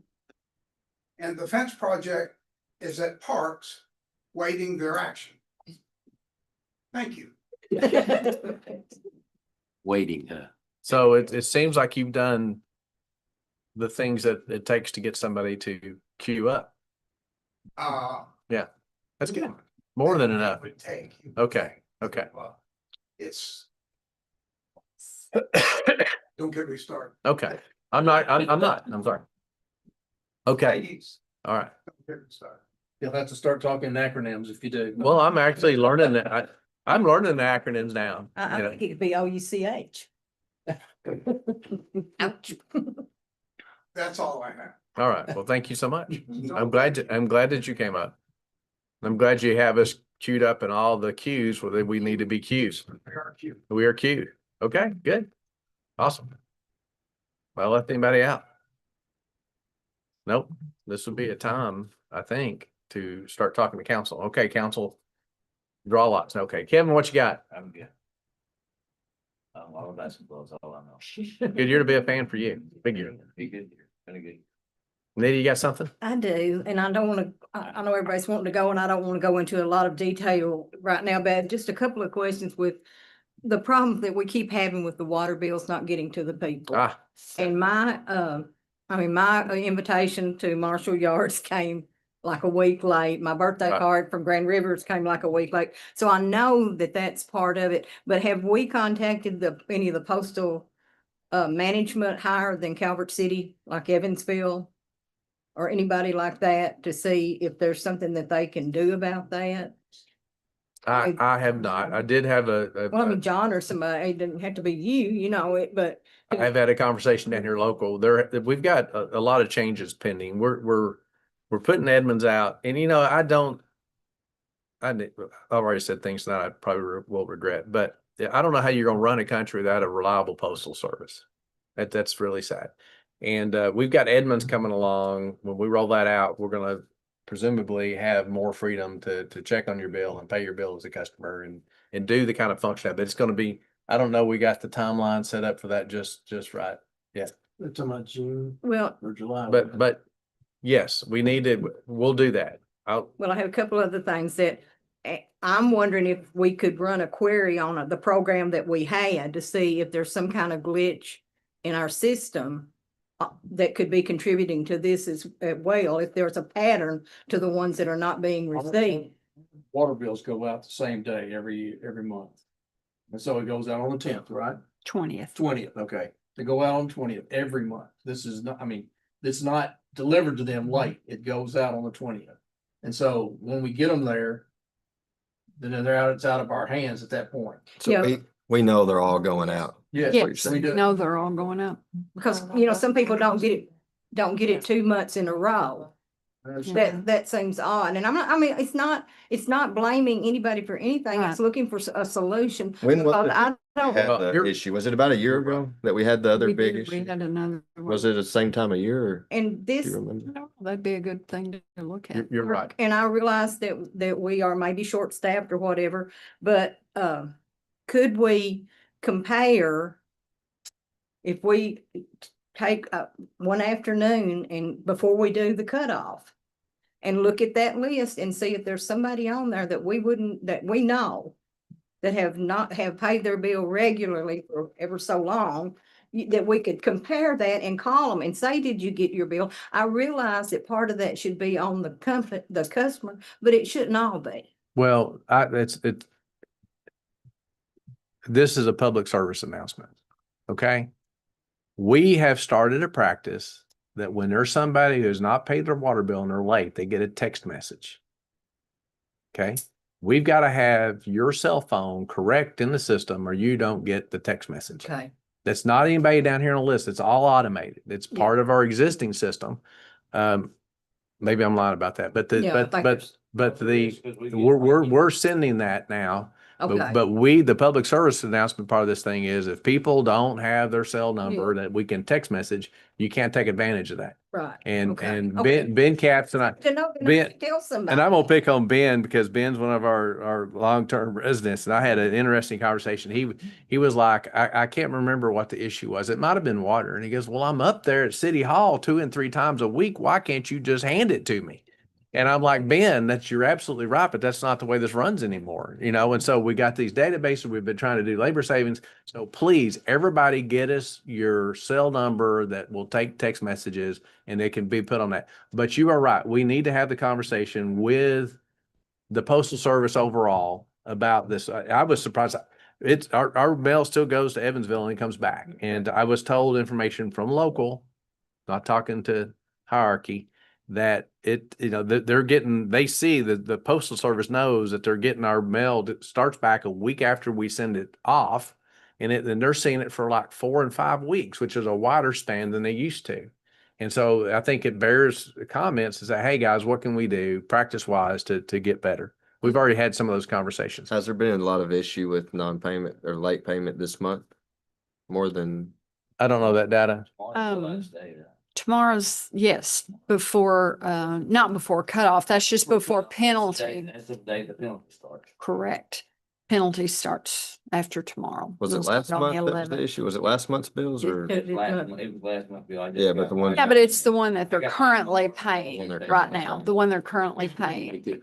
And like I said, again, it's not directed at anybody. I just know that sometimes that computers can do, you know, it just seems odd that somebody, the same people wouldn't get their bill 2 months in a row. Yeah, Uh, that's, That they would just happen to be the one that was think lost by the mail. You know what I'm saying? It just would bear, Oh, I didn't. So you know somebody who's lost their bill is not accurate 2 months in a row? they didn't get Or their they bill didn't get it. or got it way late 2 months in a row. Okay, well, please advise them to call us, make sure we got their address all right and everything. Cause they finally get it, Peace. yeah. No, Problem is, and I mail every week. And I know Exactly right. they're not delivering. They can't. You don't have the people. The way the mail system is set up right now is if you live within 50 miles of a sorting center, you get fairly decent delivery. Fairly. Getting quite loose with everything. But if you live further away from a mail sorting center than 50 miles, which 40% of this country does, live more further away than 50 miles to the mail sorting center. Your mail delivery is terrible. That same little sweet Mary that works for me has been on the post office when they were in the middle of a screaming fit over the telephone with their people are supposed to be sending them mail. Telling them you're not, you know, how can this be? You know, in other words, they're just losing it. They're just so swamped. So few people that the mail's just sitting there somewhere. It's not being sent back. And that's what it really is. And the only people that can solve this is the United States Congress. You get a lot done now. so what Nita's asking is, you know, like when it comes to utility bills, overall, you're kind of expected to fend for yourself. Like if you don't get your bill, you're still expected to pay for it, or you'll be charged late fee and possibly disconnected. And you can't use not getting the bill as an example, like with whoever, JPEG or whoever, as an excuse. But, you know, we're in a smaller community, so I think, and I don't know the volume, but I don't know if 15 people don't pay their bill, but I think she's asking if there's only 5, like if we can make an effort to contact someone, make a considerable effort before cutting the water off. And it may be too much of it, there may be too many, that may not be an option, but I think And that's, yeah, and I mean, I'm just looking for solutions and, and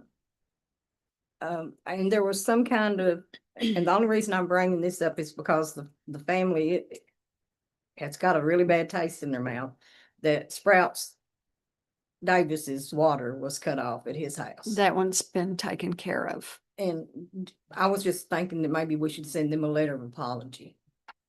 There's no need right now. I'll tell you about it later. Okay. Cause I know Pat was, you Mhm. know, but Right, just because of who Sprout is. Oh, and yeah, the absolutely. age and Yeah. stuff, Yeah. It would probably go a long way to. It's also a great time though to push the idea of the automatic withdrawal. You know, from, But and there's you don't some have to worry about But it. they don't wanna do it. I mean, Yeah, I mean, we do, We do too. Oh, It- yeah, so- it does simplify a lot of things. Well, Edmonds that's, Edmonds, from what I understand, may have the gonna do opportunity it? for us to email bills. Email, text. One of the things that. That's great, and if they know that's coming along, Well, that's. one of the yeah. things that, so you all know, with the new system, we can actually email bills and overcome a lot of this issue. Good. But that's gonna be in the new system. but that doesn't not help the- everybody either. Some will, some won't, but that's something else. But you got some hope. Whether or not on the future. Well, I do want to say the first direct withdrawal from my checking account I ever did was here. And it's so easy if you trust the city with your digits. And I think I don't think our data is secure and we've come a long way, baby, since I first got on the council on data security. And that data is not actually held within the actual systems here either.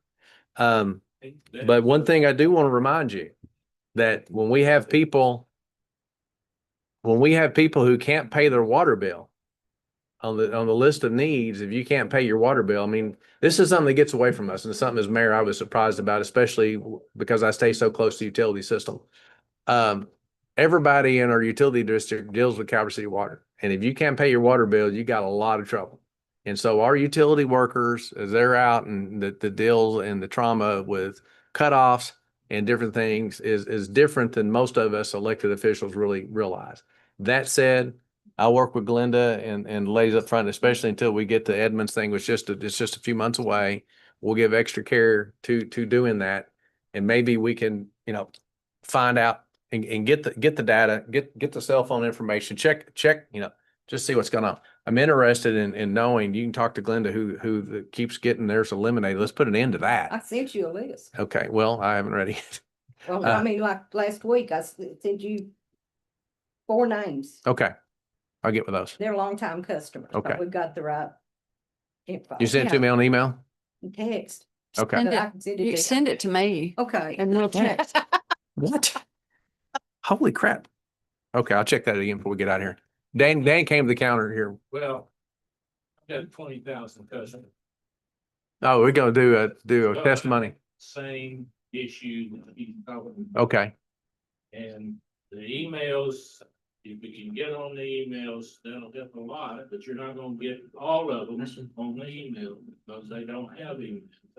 So it's not just our water and bills, it's getting the only way, it's just like Lloyd said, most of it struggling some way to get mail out. So it's, we have to call and call and call.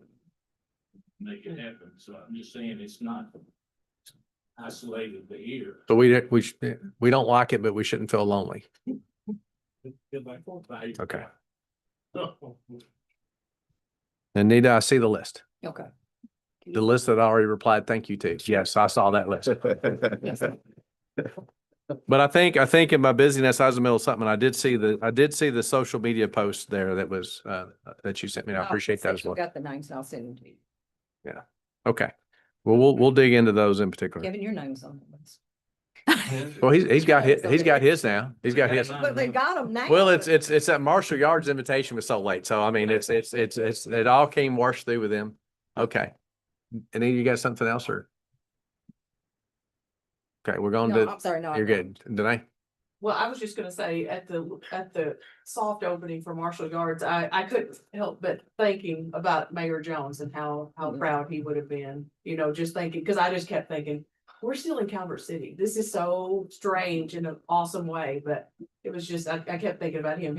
I remember on the Parks Board, he always just kept saying, think out of the box, think out of the box. So I just wanted to say that. And then, but also as I was pulling into that event, there was a school bus turning around and there was a diesel coming out. I'm talking about Campbell Drive. Is there a way that they can line that street? Or is that what you were referring to as the? Well, private? I want to understand what you mean. Line the street, put curbs on Campbell Drive? Nobody knows how to navigate that curve. Some people. Oh, okay, I got you. Right. We know because, Yeah. but it's just odd. They're Yes. probably gonna realign that I figured that. once, from some of the things that I've seen. One of the artist renderings that they haven't gone public with, Okay. we'll fix some of that. So, We'll fix all of that. okay. But that may be a long time. Yeah. One of the artist rendering takes the state right of way on up and extends it to where the main traffic is. Okay. Okay, but Campbell Drive in its entirety still is a private road. And I mean, that's something that we could possibly do something with. It just, that's an issue. It's been out there a long time. It's not anything that anybody's really been pushing on, but as things change, things can change a lot with traffic count in certain places and mandate different things. I mean, we've got segments of roads that just really get under my skin. And then the landowner will make an improvement to it. So it's not as bad as it once was, but anyway, Ralph, if you get, did you get anything? Ralph, good. Dustin? Just say congratulations to the boys basketball team. Yes. Oh, yeah, absolutely. That's all. So I was gonna cute. ask about Colorado Street, but he already got that. Yeah, that's all. I have noticed with, I didn't think about it before as much, but since Marshall Yards has been there, I've had this happen a lot where I'll have people through work and they're talking about, yeah, I'm gonna spend the night, I'm gonna go here and wherever, trying to find something to do. And they would go out to Paducah a lot of times, but I've been able to tell them like, hey, go right down here, stay in this hotel. You can walk to Mama D's, you can walk to Cracker Barrel, you can walk, and then after that, head right over to, and they say, I seen that building down there. What is that? And you explain to them, they're like, wow, that's pretty neat. So that's just how that helps the whole area there because of that entertainment attraction. So, That's it. It's gonna have its thumbs on the scale of success for a lot of smaller businesses, I think, around here. Yeah. That entertainment factor that we're not used to having. Yeah. Gonna be interesting. It's gonna be fun to watch. that's all I got. That's all? That's it. Maybe next time. How much coffee y'all drink? Oh, It's that's just like warming up. Oh. I think it's the gravel. all right. Well, it's about that time. I think if somebody would say, Make a motion, we adjourn. and- we got a motion. Second. A second, all in favor? Aye. All right, thank you very much. Well, here's your other phone.